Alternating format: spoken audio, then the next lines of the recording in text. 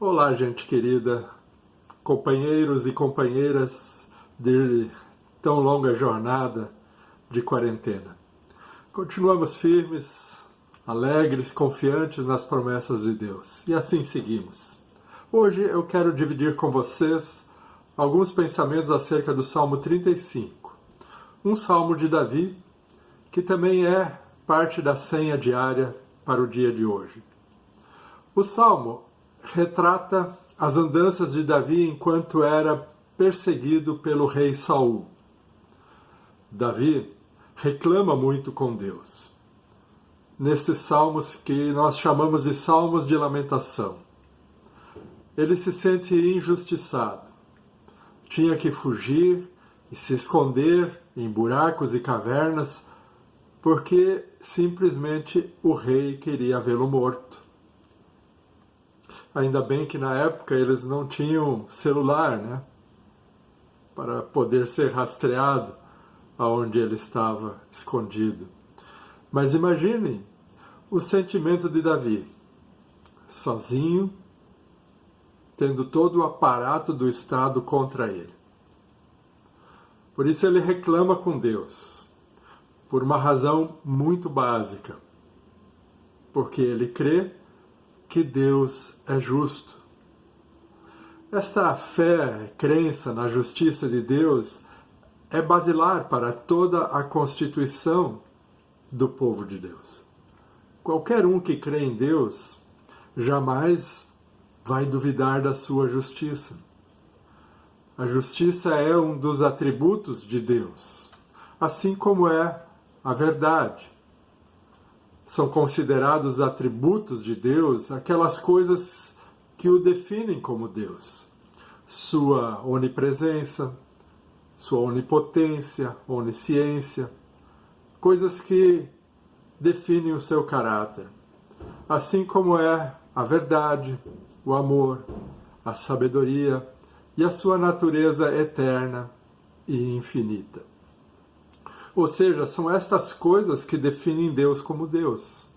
E quem nele crê, o faz baseado nessa sua natureza.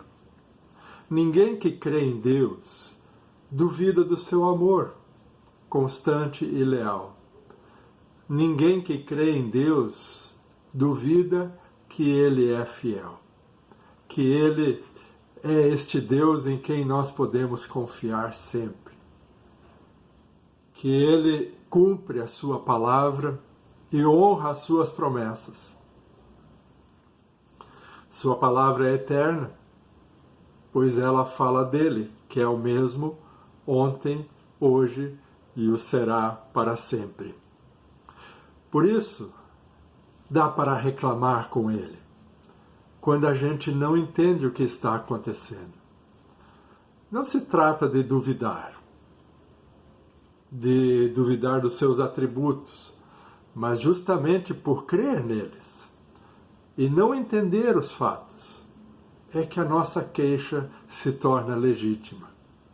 Na verdade, não é uma questão de ceticismo, porque o ceticismo duvida por duvidar, reclama por reclamar, já como premissa. De antemão não acredita, não quer aceitar, não quer crer. Aqui se trata justamente do contrário. Davi reclama com Deus porque ele crê nele e não duvida da sua justiça. Ele ama Deus profundamente. Ele crê profundamente nele.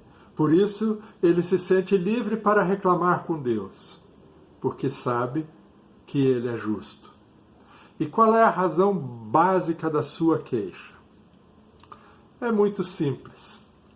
Ele estava muito tranquilo, quieto no seu canto, lá num pasto, num potreiro, nos arredores de Belém, cuidando das ovelhas de sua família, quando de repente aparece o maior dos profetas de Israel, chamado Samuel, que diz ter vindo em nome de Deus para ungí-lo como próximo rei de Israel.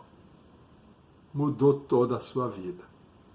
Ele não pediu por isso, ele não buscou por isso, ele não se candidatou para isso. mas Deus o escolheu, o elegeu, o buscou. Deus o quis.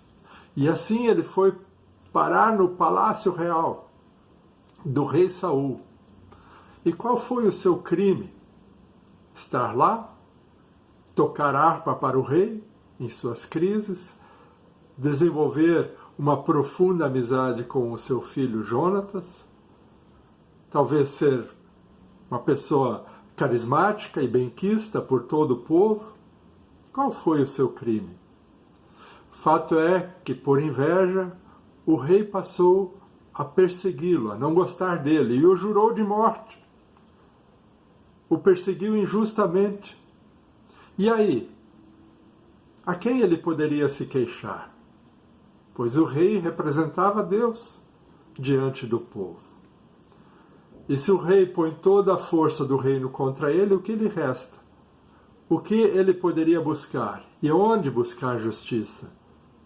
Não havia instância superior no reinado, senão o próprio Deus. Por isso, seu lamento diante do Senhor. Dizer em verso 1, Senhor, defende-me dos que me acusam. Questionam-me sobre coisas de que eu nada sei. Me retribuem o bem com o mal e procuram tirar minha vida. Quando eles estavam doentes, orei por eles, jejuei por eles, saí por aí pranteando e lamentando como amigos e irmãos. Mas eles se reúnem contra mim, atacam-me, agridem-me sem cessar. Senhor, até quando vais ficar olhando?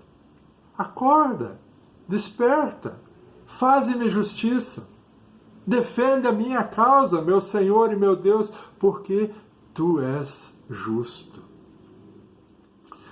Meus amados irmãos e irmãs, este é o endereço certo para as nossas queixas e reclamações.